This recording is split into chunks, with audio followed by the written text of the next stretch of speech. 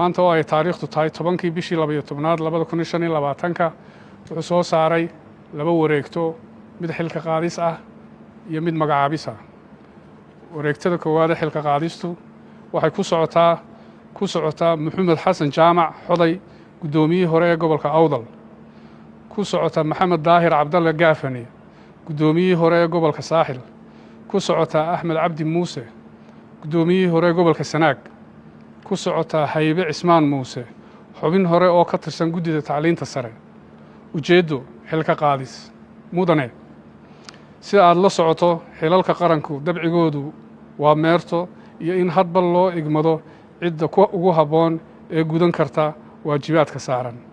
sidaas darteed waxa aan go'aamiyey in laga bilaabo taariikhda maanta inaan kaa qaado xilkii aad u haysay qaranka Jamhuuriyadda Soomaaliland. waxaan kaaga mahad celinayaa muddadii aad xilka haysay iyo dadaalkii aad gelisay gudashada waajibaadka qaranka.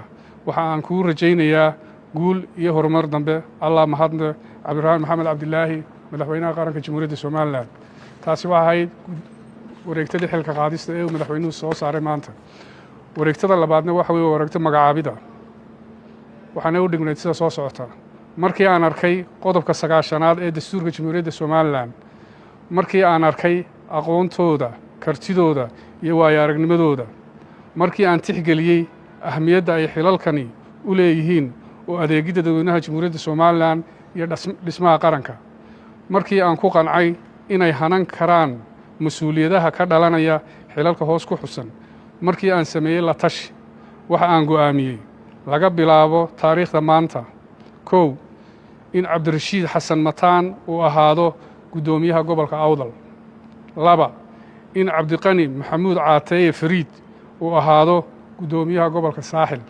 3 in Maxamuud Raage Ibraahim Guuleed uu ahaado gudoomiyaha gobolka Sanaag. 4 in Cabdiraxmaan Maxamed Cabdi Herer uu ahaado gudoomiyaha gobolka Daadmareed.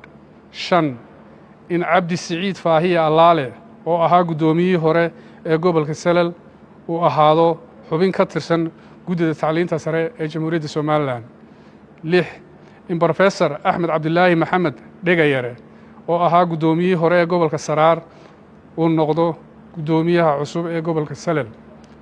7 in Cabdiraxiim Maxamed Axmed oo ahaa gudoomiyihii hore ee gobolka Daadmareed uu noqdo gudoomiyaha cusub ee gobolka Saraar. allah mahadle. cabdiraxmaan maxamed cabdilaahi ciro, madaxweynaha Jamhuuriyadda Soomaaliland. waxaa mas-uuliyiinta